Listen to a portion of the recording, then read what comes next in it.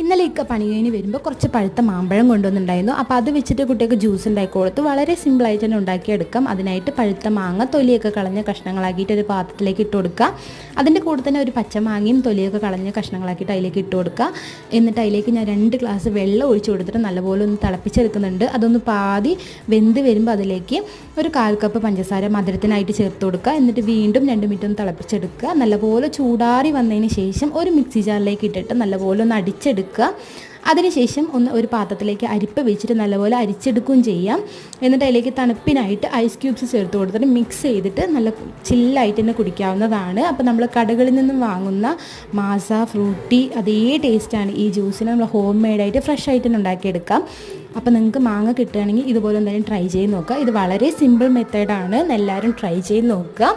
അപ്പോൾ എന്തായാലും ഇന്നത്തെ മിനി വ്ളോഗ് ഇത്രയേ ഉള്ളൂ. നാളെ മറ്റൊരു മിനി വ്ളോഗുമായി കാണാം. അതുവരെ എല്ലാവർക്കും ബൈ ബൈ.